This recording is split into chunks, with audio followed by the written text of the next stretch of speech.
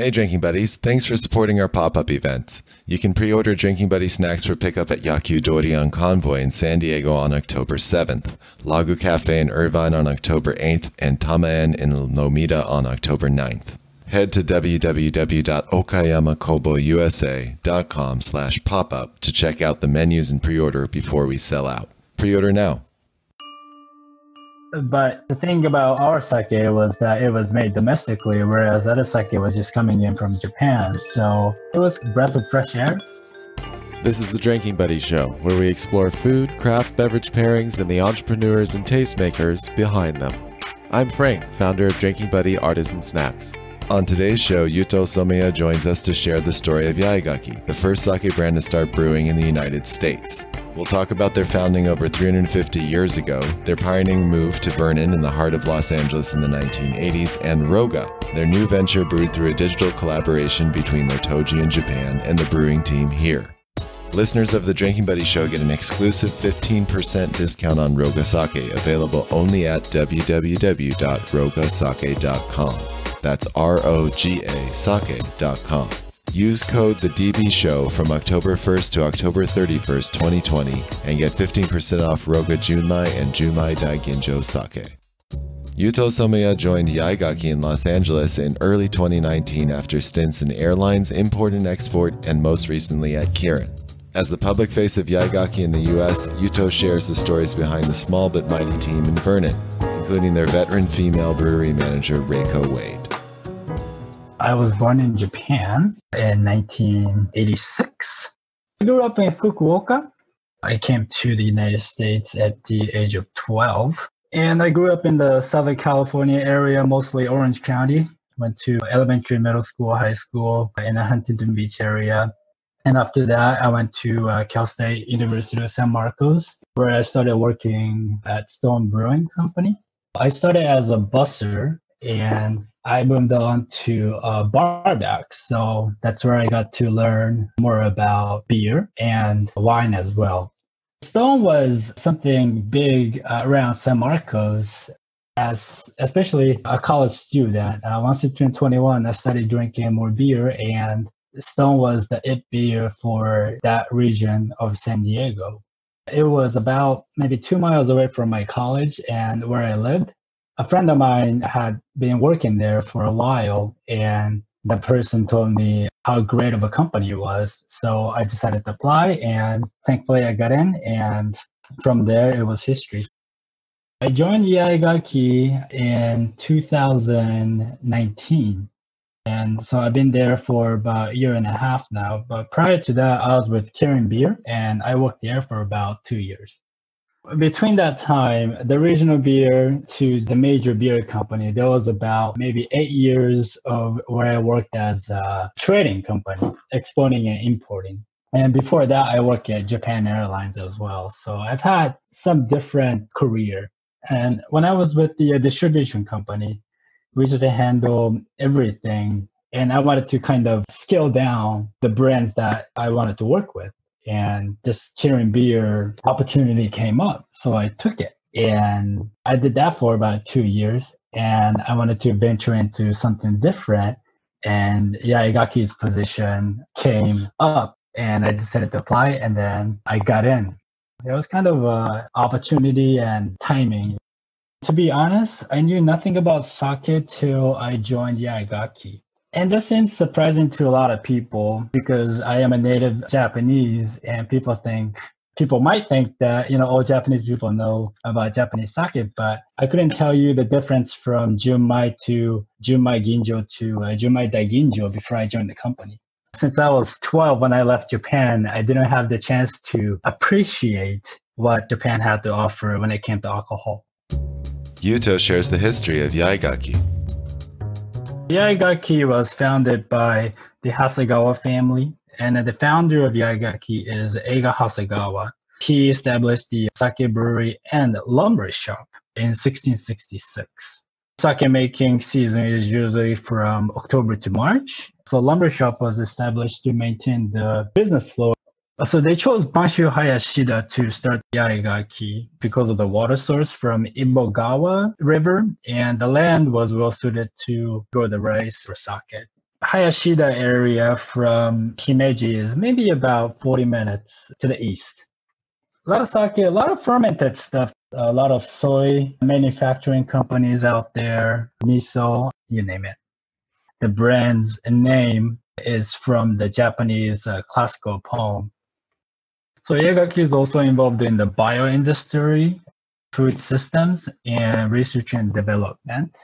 Bio is the manufacturing of natural color foods. For example, the color dyes that you use in snacks or some healthy foods and stuff.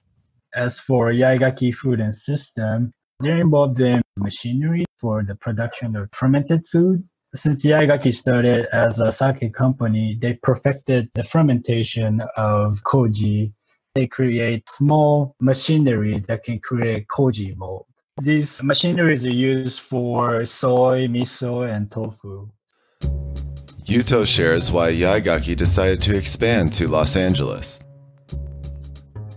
Mr. Yuzo Hasegawa, 13th generation, Yaegaki Group always wanted to venture out to the international stage. In 1987, everything fell in the right places because the economy was stable and alcohol consumption was stable as well. So they decided to make USA a hub and try to create a business here in the US. And they chose Vernon, California, which is very close to downtown LA. What was their thought process on that? The city was very helpful, and that area is very blue collar. Everybody does the 8-hour shift. Also, you already had established Japanese communities around that area, especially Little Tokyo, which is only 20 minutes away from our factory. And Yaegaki had many support at that time. Some Japanese companies are still in Vernon as well. Takaokaya USA, they do tea, seaweed, drying. What challenges did that team have? From the manufacturing standpoint, information about getting the quality sake was limited. They knew what area was suitable for rice making, but there was no internet back in the day. So they had to network and get the right information in order to reach them. And also trying to brew the quality sake compared to Japan was pretty hard as well. You have two very big challenges there because you don't have the rice that Japan has, and you don't have the water of that area in Himeji. To this day, we process LA water. It goes through many filterings and making sure it's soft enough and then comparable to Japan. And, so you do a water profile to try and be similar to Himeji? That's correct, yes. Were you importing Japanese rice? We were using California rice, cow rows for the domestic products. So we had competitors already, Takara and Ozaki, doing the domestic sake sales here in the US back in the 1980s. It wasn't cheap to eat Japanese food back in the day. So if you wanted something quality, then you have to pay higher price. So if you were going to pay a higher price, you knew you were getting something over quality. The number of Japanese restaurants back in the 80s was maybe 1/10 of what it is today. So the footwork and networking is something that my manager had to do. But slowly, we were able to get into the general markets and stuff, and they took an interest in the sophistication of Japanese sake. So they took a chance, and finally we were able to work with other distributors to distribute our sake from the West Coast. How did restaurants and chefs in that community react to the new sake? Initially, it was, another sake company trying to venture into the US. But the thing about our sake was that it was made domestically, whereas other sake was just coming in from Japan. So it was a breath of fresh air. Once they tried it, because our sake tends to be a little more drier than the other competitor sake, they took a notice of that, and we started getting a following behind their product. Thanks for listening so far. If you enjoy the show, be sure to subscribe and leave us a review. Then head to www.thedrinkingbuddyshop.com and pick up some tasty pub snacks, barware, and more. Every purchase you make helps us support small family-owned businesses in rural Japan and bring you more delicious, unique snacks to pair with your favorite beverages. Special thanks to all of you that have already started enjoying our snacks and sharing them with your buddies. You're on to a second-generation brand called Roga. Can you tell me about that? Roga in Japanese is a traveler who sleeps outdoors under the night sky. It's from a Japanese poem as well, but he wakes up in the morning with dew drops on him. We envision the traveler having come a long way from his hometown with adventurous spirit, looking for new discoveries. So we came all the way from Japan back in the 1980s, while keeping their Japanese roots. We're trying to accomplish and create something new in the US. Yaegaki was trying to make the first premium domestic sake made from 100% Californian grown Yamada Nishiki rice for the longest time. But there were many hurdles to finally achieve our best sake ever made in the United States. The creation of Roga sake from the brewery standpoint was a collaboration effort between Reiko, the brewery manager, and Sato Toji in Yaegaki headquarters in Japan, and Adolfo, who is the brewery veteran at Yaegaki USA. I believe he's been working for more than 20 years or so now. What Reiko and Adolfo had to do was Reiko would communicate with Sato Toji in Yaegaki headquarters during the fermentation process for Roga every day. And whatever information Reiko got from Mr. Sato in Japan, she would relay that message to Adolfo and make sure each parameter was set accordingly on the US side. Reiko mentioned that the creation of Roga sake wouldn't have been possible if it wasn't for Sato Toji and Adolfo because of the strenuous workload that they had to go through to create this sake. We did this in 2019, and back then, pandemic wasn't in the picture yet. So once the pandemic happened, and now all the possibilities with virtual things, now it just makes total sense. Yuto shares some of the challenges the team faced while creating Roga sake. So Yamada Nishiki rice from Himeji and Yamada Nishiki rice grown in California is a bit different. When you start brewing the sake using the California Yamada Nishiki rice, all the parameters have to be 100% correct. Reiko, the toji for the USA facility, she had to communicate back and forth between the Japanese toji 24/7, even go to the brewery during the weekend to make sure the temperatures are correct or the timing is correct, the water temperature. So just the manufacturing standpoint, it took a while to get the parameter correct. And in the beginning, we gave up several times just because we couldn't do that. But I think with the newer technologies that's coming communication-wise as well, it became easier for us to finally achieve the goal. Just last year, we were able to launch the product Roga. We made the Roga a little more friendlier to the general market so people don't feel intimidated to pick up a Japanese sake. When you go to the stores and when you look at Roga, I wouldn't put Japanese kanji on there or any Japanese characters on there. And then one more thing about our sake making process is that we don't use anything mechanical. Everything is by hand. It's a traditional Japanese sake making still. We only have about 10 workers on a daily basis. We make sake every day. That's something that we wanted to keep going forward as well. We want to keep it as craft as possible. We believe that the passion that goes into sake making goes into the taste as well. So Yuto takes us through the lineup from Yaegaki and Roga. Roga Daginjo is the red label. It is a crisp, semi-dry sake that has elegant richness with hint of plum. For myself, it is best to be served chilled in white wine glass, so you can get the best aroma for both Daginjo and Jumai as well. This sake pairs well with cheese, fruits, and vegetables.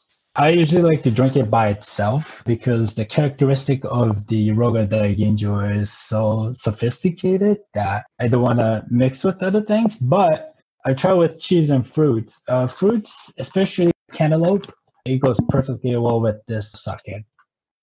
So Roga Jumai is the light blue label. And this is light and dry sake with a refreshing acidity that pairs well with both flavor foods. This one is a little bit more versatile when it comes to serving temperature. You can serve it room temperature warm, cool, or a little bit cold, but not too chilled, in a white wine glass as well. And this one, I've tried it with pepper or sauced seafoods, steaks, and other bold flavor. I've also tried it with Mexican food, Italian food, and barbecue as well.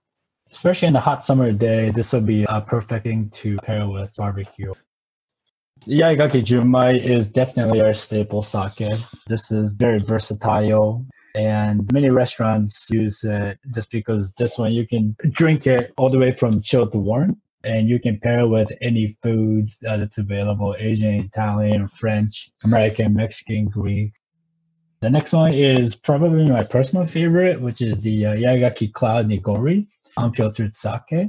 And this is becoming more popular in the US for people that want something a little bit sweeter.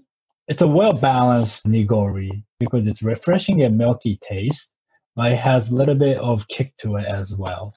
And this product, nigori, pairs well with barbecue or just drinking it by itself. It is best served chilled. I can second that. Don't have nigori warm. Yeah, don't have nigori warm, please, no. And then lastly, it's the Reiko sake. It's a junmai. Only available at restaurants, are named after our sake brewmaster, Reiko Wade. She has been making Yaegaki since 1989. This one's also versatile. It's a 13% alcohol. Most of the restaurants use it for drinking as well as cooking, just because it is versatile. She still works with us. She goes to work 7 a.m. every day. She wakes up at like 5 a.m. Some weekends she's at the brewery, making sure everything's running correctly. At the time when she joined, there were only about 5 employees, and she was asked to be the jack of all trades. So she started as a factory worker. So she was just asked to do pretty much everything, obviously from cleaning to like operation to X, Y, and Z. She started getting the trust from the Japan side and from the brewery side as well. And she started just climbing the ladder, and she became brewery manager shortly after. And she never thought she was special for becoming one of the few female sake brewery manager. She just enjoyed making sake, working every day, and learning something new. And so at the end of each shift, she kept a journal. She wrote down everything she did that day. So the following day, she would imitate what others were doing and made sure to do it better next time around. Reiko was afraid to fail. She wanted to make sure Yaegaki prospered and continue the growth that they were expected to do. Since she joined in 89 to around 2003, she was the only person in the brewery that could do everything. Her thought was, if she didn't do it, then who will? I thought that was pretty cool. So after that, in 2003, Yaegaki hired the assistant toji. So from that point, they collaborated together and started making new sakes like nigori and draft that became more popular in the US. She is training somebody at this point. There's somebody that joined us about a year ago, but she's hoping to work well into her 80s and 90s. One time I asked her what her hobby was, and she said making sake. So she truly loves sake. Yuto shares where you can get Yaegaki and Roga. So you can purchase Yaegaki brands at most of the general markets. We have it at the beverage shops. Roga, since it was just launched and this COVID thing happened, you can purchase Roga online right now. Thanks so much to Yuto Someya. You can learn more about Yaegaki by visiting yaegaki.com, that's YAEGAKI, and following them on Instagram at yaegaki.usa. Listeners of the Drinking Buddy Show get an exclusive 15% discount on Roga Sake, available only at www.rogasake.com. That's ROGA sake.com. Use code TheDV from October 1st to October 31st, 2020, and get 15% off Roga Junmai and Junmai Daiginjo Sake. That's it for Season 1 of The Drinking Buddy Show. Thank you so much for being one of our first listeners and supporting Drinking Buddy. We'll be back next season with even more craft beverage entrepreneurs and educators. We'd love to hear from you as well. Leave us a review and let us know what you'd like to see next season on The Drinking Buddy Show. Thanks for listening to The Drinking Buddy Show. Be sure to subscribe and share it with your buddies. Check out our latest artisanal snack offerings at www.thedrinkingbuddyshop.com. Connect with us on Facebook, Instagram, and Twitter. Take care and drink well.